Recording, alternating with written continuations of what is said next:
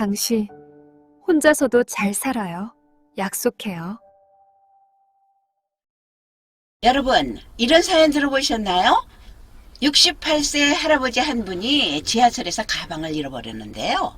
그 안에 들어있던 건 돈도 아니고 귀중품도 아니었습니다.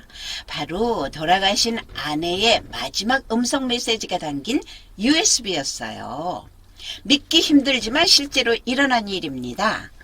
13일 동안 온 마음을 다해 찾아 헤맨 이야기. 그리고 마침내 기적처럼 되찾게 된 과정을 여러분들께 들려드리려고 합니다.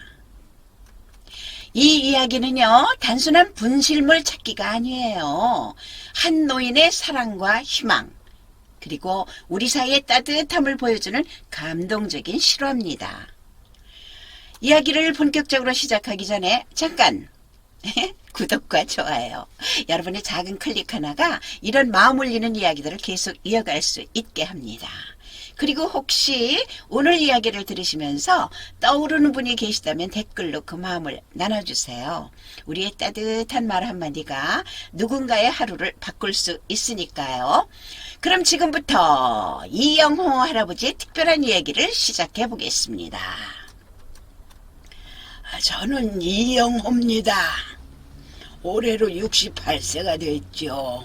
40년 동안 구청에서 공무원으로 일하면서 평생 원칙대로 살아왔어요. 정해진 시간에 출근을 하고 정해진 절차를 지키고 그렇게 성실하게 살아온 게 제 인생이었습니다. 동료들은 저를 시계 같은 사람이라고 불렀어요. 정확하고 믿을만 하다는 뜻이었죠. 아내도 그런 저를 좋아했습니다. 당신은 정말 믿을 만한 사람이에요. 그래서 내가 당신과 결혼한 거라고.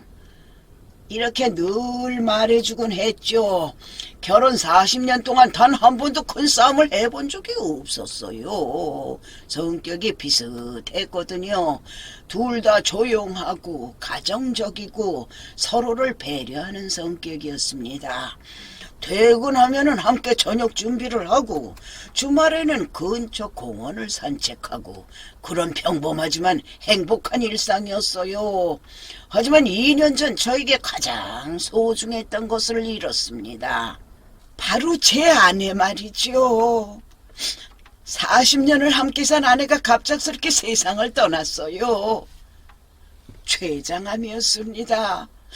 발견했을 때는 이미 3기였죠. 아직 늦지 않았습니다. 치료하시면 괜찮아질 거예요. 의사 선생님이 말씀하셨지만 아내의 몸은 빠르게 나빠졌습니다. 앞서 6개월이라고 했는데 3개월 만에 떠났어요. 병원에서 마지막 순간까지도 저는 믿을 수가 없었습니다. 여보, 괜찮아질 거야. 우리 집에 가자. 해야 할 일이 많잖아. 응? 내년에 제주도 여행도 가기로 했고. 그렇게 말했지만 아내는 제 손을 꼭 잡고 떨리는 목소리로 말했죠. 당신 혼자서도 잘 살아요. 약속해요. 그리고 너무 슬퍼하지 마세요. 나는 괜찮아요. 그게 아내가 제게 한 마지막 말이었습니다. 병원에서 의사 선생님이 마지막에 녹음할 기회를 주셨거든요. 가족분들이 나중에 그리워하실 테니까요. 목소리라도 남겨두시죠. 아내가 떨리는 목소리로 제게 남긴 3분짜리 메시지를 USB에 담았습니다. 그 후로 저는 아내의 모든 것을 소중히 간직했어요. 아내가 쓰던 화장품, 옷까지, 그리고 그 소중한 음성 메시지까지 모든 걸 작은 백팩에 담아서 늘 가지고 다녔죠. 그게 제게는 아내와 연결된 마지막 고리였거든요. 혼자 사는 집에서 목소리를 들으면은 아내가 아직 곁에 있는 것 같았어요. 외로울 때마다, 힘들 때마다 그 목소리가 큰 위로가 되었습니다. 11월 3일 금요일이었습니다. 가을 끝자락에 맑은 날이었어요. 아침에 일어나서 평소처럼 아내 사진에게 인사를 드렸습니다. 여보, 오늘도 좋은 하루 보내자. 병원 검진도 받고 은행 일도 봐야 해서 바쁠 것 같아. 그리고 아내의 유품들이 담긴 백팩을 메고 외출했습니다. 이 백팩은 아내가 살아있을 때 등산용으로 사용하던 거였어요. 아, 이거 튼튼하고 참 좋다. 오래 쓸 수 있을 것 같아. 이렇게 말했던 그 백팩이었죠. 병원 검진도 받고 은행 업무도 볼 겸해서 나섰습니다. 요즘은 혼자 살다 보니까 이런 일들도 모두 제가 챙겨야 하거든요. 예전에는 아내가 여보, 오늘 은행 가야 하는 거 잊지 마세요. 이렇게 챙겨줬는데 이제는 수첩에다 적어두고 스스로 챙겨야 해요. 집에서 지하철역까지 걸어가면서 가을 풍경을 보았습니다. 단풍이 참 예쁘더라고요. 1호선을 타고 종로 3가역 근처까지 갔어요. 지하철 안에서는 평소처럼 아내 생각을 했습니다. 오늘 같은 날에는 아내랑 단풍 구경을 갔었는데 작년 이맘때는 남산에서 사진도 찍고 그랬는데 그런 추억들이 자꾸 떠오르더라고요. 지하철에서 내려서 걸어가는데 정말 날씨가 참 좋았습니다. 하늘도 맑고 바람도 선선하고 아내도 이런 날씨 참 좋아했는데 지금 이렇게 함께 걸었으면 얼마나 좋을까. 아이고, 그런 생각을 하면서 종로 거리를 걷고 있었어요. 가을 냄새도 나고 사람들도 여유로워 보이고 먼저 병원에 들어서 정기검진을 받았습니다. 혈압, 혈당, 간 기능 검사 등등. 다행히 건강에는 큰 문제가 없다고 하더라고요. 아유, 혼자서도 건강관리 참 잘하고 계시네요. 식사도 규칙적으로 하시고요. 예? 의사 선생님이 말씀해 주셨어요. 그 다음에 은행에 들렸죠. 적금 만기도 되고 처리할 서류가 몇 개 있었거든요. 은행에 도착해서 번호표를 뽑고 기다리다가 순서가 됐습니다. 그런데 업무를 보려고 가방을 찾는데 갑자기 깨달았습니다. 이거 백팩이 없더라고요. 평소 같으면 의자 옆에 놓고 왔는데 등에 있어야 할 무게감이 전혀 느껴지지 않았어요. 처음에는 어디 놔뒀나 싶어서 주변을 둘러봤죠. 은행 로비, 화장실, 심지어 밖에 나가서도 찾아봤습니다. 하지만 아무리 찾아도 없었어요. 은행 직원분한테 물어봤죠. 혹시 이렇게 검은색 백팩 본 적이 있으신가요? 아니요, 못 봤는데요. 그때 가슴이 쿵 떨어지는 걸 느꼈습니다. 이게 설마 잃어버린 건 아니겠지. 어디선가 놔두고 온 걸 거야. 하지만 아무리 생각해봐도 기억이 나질 않았어요. 현실이었습니다. 40년 결혼 생활의 추억이 담긴 백팩을 제가 잃어버린 거였어요.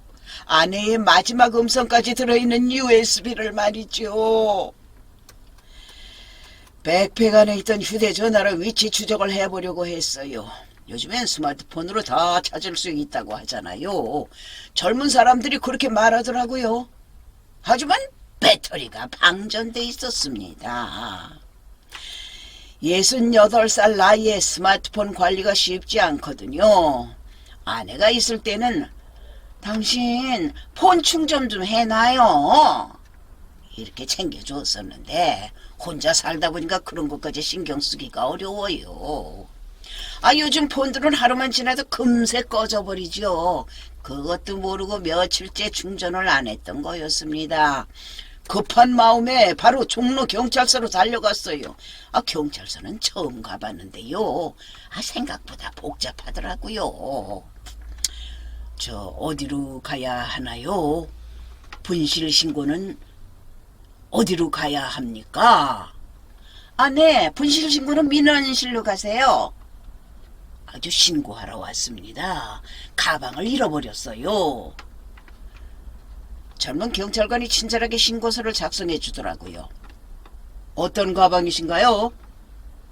저 검은색 백팩인데 안에 중요한 물건들이 들어있어요. 요즘 지하철 유실물은 대부분 센터로 들어가니까요. 연락 기다려보세요. 한 하루 이틀 걸릴 거예요. 경찰서에서 나와서 바로 종로 3가역 유실물 담당자에게 직접 전화를 했습니다. 안녕하세요. 분실물 문의드리려고 하는데요. 네. 어떤 물건이신가요? 혹시 백팩 하나 들어왔나요? 검은색 백팩인데. 오늘 저 종로 3가역 근처에서 잃어버렸거든요. 저 오늘 들어온 건 아직 정리 중이고요. 내일 다시 연락 주십시오. 그럼 내일 꼭 연락드리겠습니다. 그렇게 하루 이틀이 지났습니다. 하지만 연락은 오지 않았어요. 매일 아침 7시가 되면 유실물 센터에 전화를 했죠. 혹시 어제 들어온 분실물 중에 아직 없습니다. 매일 같은 대답이었어요. 집에 혼자 앉아 있으니까 더 답답했습니다. 평소에는 아내 목소리라 들으면서 위로를 받았는데 그것마저 없으니까 정말 막막하더라고요. 밥맛도 없고 잠도 안 오고. 아내가 있었다면 분명히 괜찮아 여보. 분명 찾을 수 있을 거야. 우리 함께 찾아보자. 포기하지 말고. 이렇게 말해줬을 텐데 말이죠. 하지만 이제는 저 혼자였어요. 아무도 위로해줄 사람이 없었습니다. 그때 결심했어요. 이거 가만히 있으면 안 되겠다. 직접 찾아가 보자. 혼자서라도 할 수 있는 일을 다 해보자. 비록 68살이지만 아직 다리도 멀쩡하고 정신도 맑고 할 수 있는 건 다 해보자고 생각했습니다. 아내의 유품을 그냥 포기할 수는 없었거든요. 그건 제가 아내에게 할 수 있는 마지막 사랑이라고 생각했어요. 아내도 분명 하늘에서 당신 힘내요. 포기하지 말아요. 라고 응원해 줄 거라고 믿었습니다. 다음 날부터 저는 전단지를 만들기 시작했습니다. 요즘 젊은 사람들은 인터넷에 올린다고 하던데 68살인 제게는 그런 것들이 너무 어려웠어요. 뭐 페이스북이니 인스타그램이니 하는 것들 말이죠. 컴퓨터는 간신히 켜고 끌 줄 아는 정도였거든요. 아내가 살아있을 때 당신도 좀 인터넷 좀 배워요. 이렇게 말을 했었는데 그때 배워두었으면 좋았을 텐데 하는 후회가 들었습니다. 하지만 프린터로 간단한 전단지 정도는 만들 수 있었습니다. 워드 프로그램을 켜고 한 글자 한 글자 정성스럽게 입력했어요. 분실물을 찾습니다. 11월 3일 오후 종로 3가역 근처에서 검은색 백팩을 잃어버렸습니다. 크기는 중간 정도이고 지퍼가 2개 달려 있습니다. 등산용 백팩이고 옆면에 작은 주머니가 있습니다. 연락처는 010.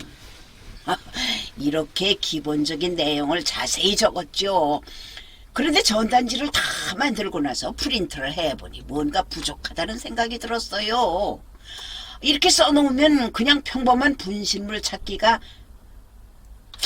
그냥 다른 평범한 분실물하고 뭐 다를 게 없잖아요. 누가 관심을 가져줄까 싶었습니다. 그래서 펜을 들고 손으로 글씨를 하나 더 썼어요. 잃어버린 것은 휴대전화가 아니라 제 아내입니다. 이 한 줄을 쓰면서 눈물이 나더라고요. 손이 떨려서 글씨도 삐뚤삐뚤하게 됐지만은 정말 제 마음이었거든요. 백팩 안에 휴대전화나 지갑 그런 건 다시 만들 수 있어요. 하지만 아내의 목소리가 담긴 USB는 이 세상에 하나뿐이었으니까요. 그것만은 절대 포기할 수가 없었습니다. 전단지를 100장 정도 뽑아서 가방에 넣고 종로 3가역으로 갔어요.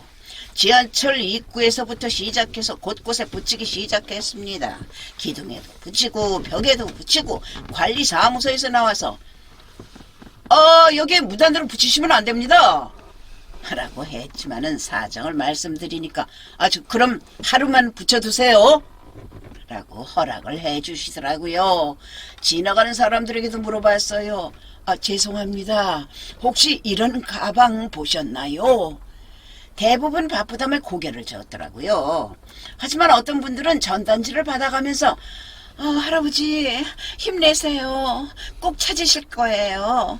요즘 세상에 그렇게 나쁘지만은 않아요. 하고 격려해 주시기도 했습니다. 그런 말들이 정말 고마웠어요. 마음이 따뜻해지더라고요. 그래도 포기하지 않았습니다. 하루 종일 돌아다니면서 전단지를 붙이고 상점 사장님들께도 부탁드렸죠. 혹시 누가 가방 가져온다면은 연락 좀 해주세요. 정말 중요한 물건이 들어있어요. 팔이 아파도 계속 걸었어요. 평소에는 1시간만 걸어도 피곤했는데 그날은 4시간을 걸어도 괜찮더라고요. 아내를 위해서라면 뭐든지 할 수 있었거든요. 저녁에 집에 돌아와서는 아내 사진 앞에서 보고했습니다. 여보, 오늘도 찾아봤는데 아직 못 찾았어. 하지만 포기 안 할게. 당신 목소리 꼭 찾을게. 응? 기다려줘. 그렇게 하루하루가 지나갔습니다. 3일째, 5일째, 일주일이 지나도 소식이 없었어요. 유실물 센터에 매일 전화했지만 대답은 늘 같았습니다. 아직 들어온 게 없습니다. 좀 더 기다려보시죠. 답답한 마음에 직접 유실물 센터에도 가봤어요. 혹시 제가 놓친 게 있을까봐 직접 와봤습니다. 어르신, 들어오는 족족 정리하는데 정말 없어요. 기다리는 수밖에 없습니다. 사람들은 저를 이상하게 보기 시작했습니다. 67살이라는 할아버지가 매일 같은 시간에 지하철역에서 전단지를 들고 서 있으니까요. 할아버지, 또 나오셨네요? 예, 아직 못 찾았어요. 그냥 포기하세요. 요즘 세상에 누가 주워다 주겠어요. 다들 바쁘고 각박한데. 어떤 젊은 사람이 그렇게 말하더라고요. 정말 마음이 아팠지만 그래도 이해를 했습니다. 요즘 세상에 각박하다는 거 저도 알거든요. 하지만 저는 포기할 수가 없었습니다. 다른 사람들은 몰라도 저에게는 절대 포기할 수 없는 일이었어요. 5일째부터는 다른 방법도 써봤습니다. 지역 라디오 방송국에서 전화해봤어요. 혹시 본실물 찾기 방송 해주시나요?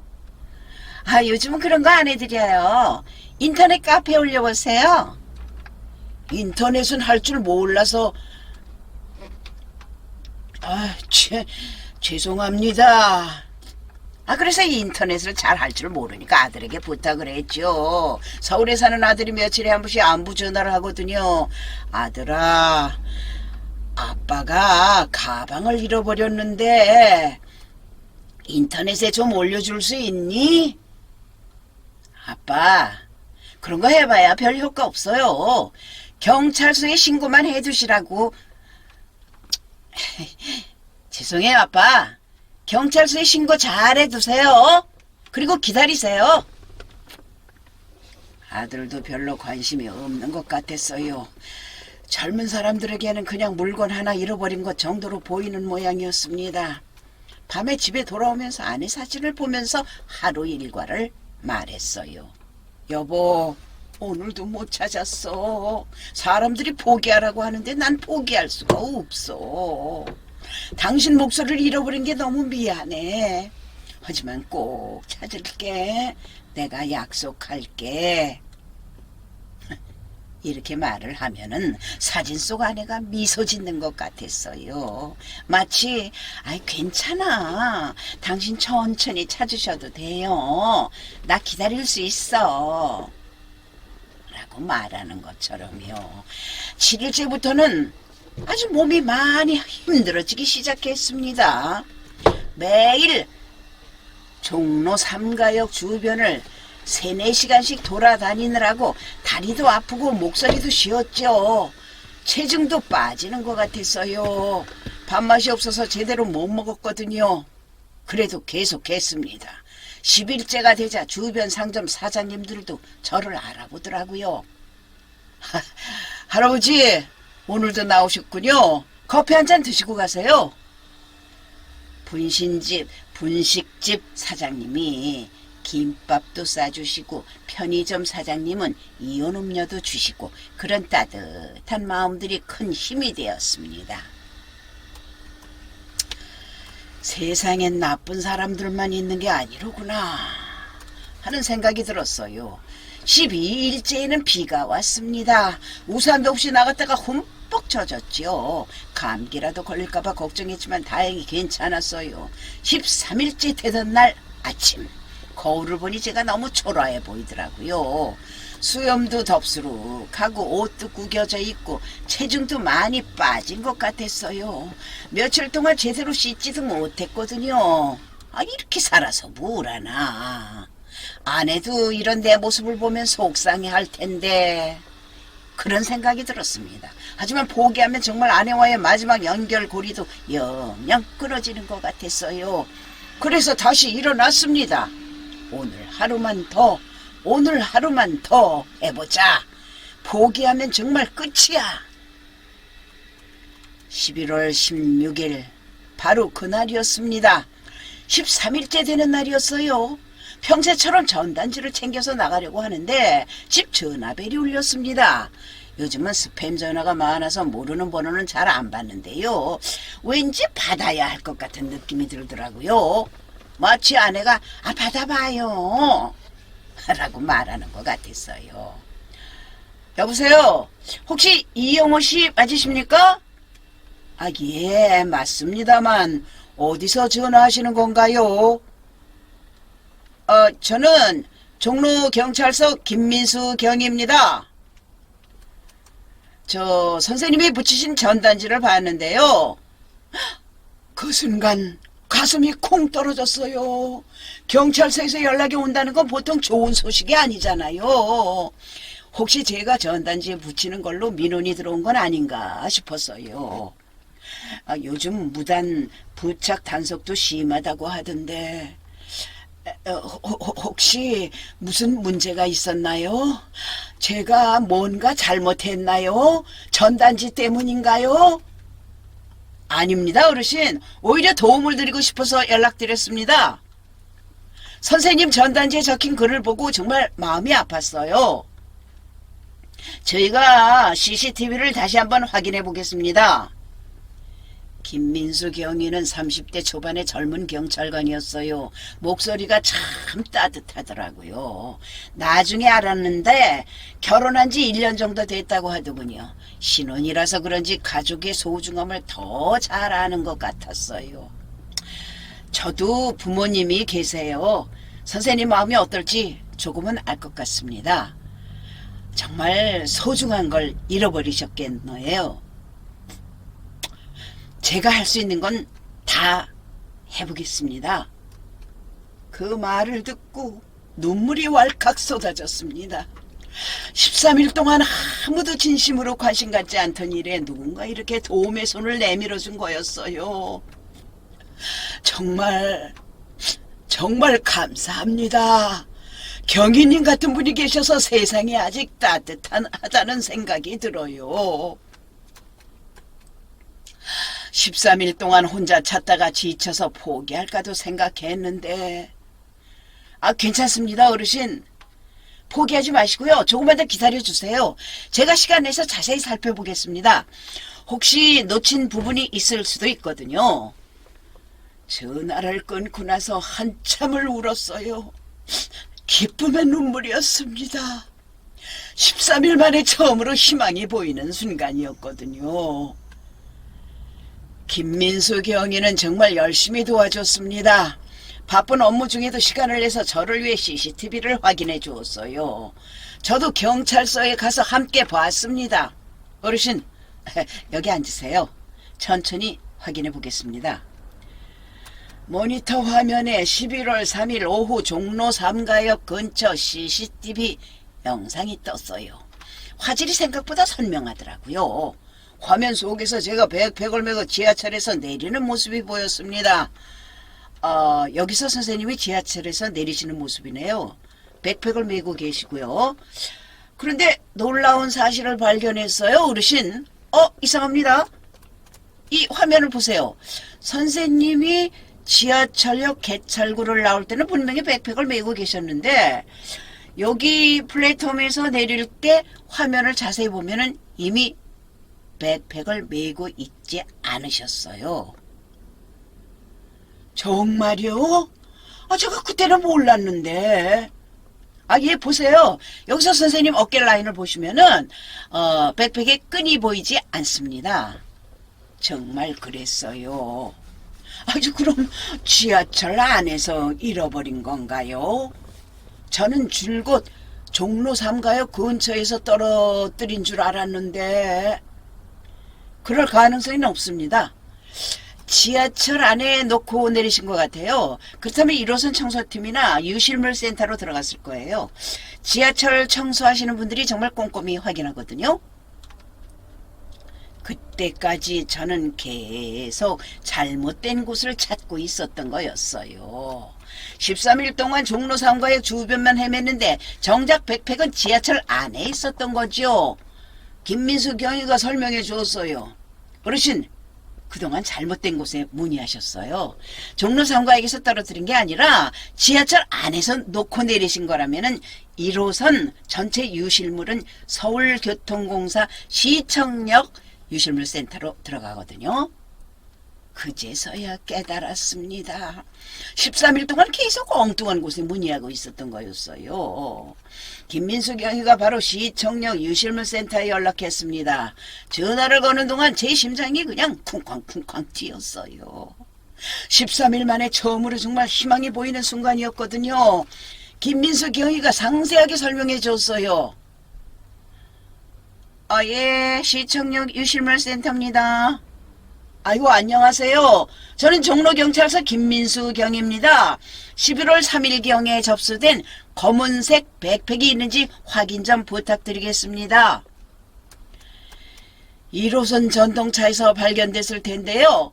등산용 백팩이고요. 지퍼 2개가 달려 있습니다. 전화 너머로 뭔가 찾아보는 소리가 들렸어요. 서류 넘기는 소리, 컴퓨터 자판 치는 소리, 그 짧은 기간이 글쎄 정말 아주 길게 느껴졌습니다. 마치 시간이 멈춘 것 같았어요. 잠깐만요. 11월 3일 백팩. 직원분이 중얼거리는 소리까지 들렸어요. 맞습니다. 11월 3일에 들어온 검은색 백팩이 하나 있네요. 1호선 전동차에서 발견됐고요. 지퍼 2개 달린 등산용 백팩 맞습니다. 저 신분증 확인하시면 찾아가실 수 있습니다.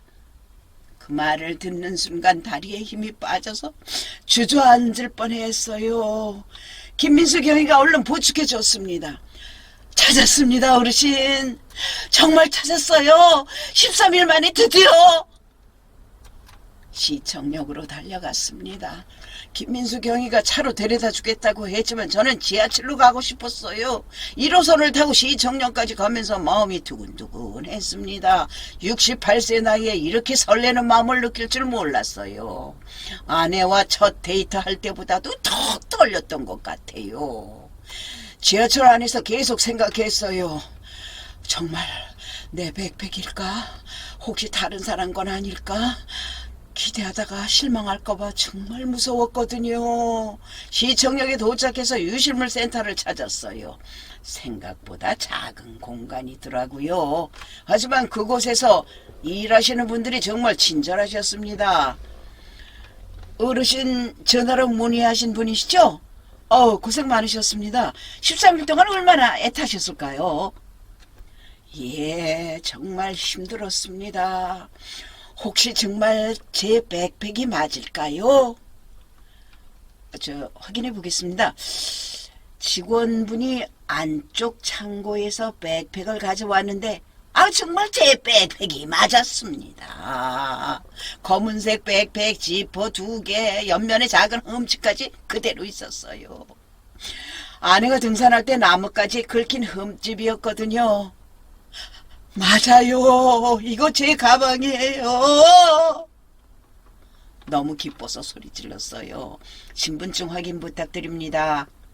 손이 떨려서 지갑에서 신분증을 꺼내기가 힘들었어요. 13일 동안의 긴장감이 한꺼번에 몰려오더라고요. 확인이 끝나고 백팩을 받는 순간 눈물이 왈칵 쏟아졌습니다. 13일 만에 다시 만난 아내의 유품들이었어요. 조심스럽게 지퍼를 열어보니 USB도 그대로 있고 안에 사진들도 고스란히 들어있었습니다. 아무것도 없어지지 않았어요.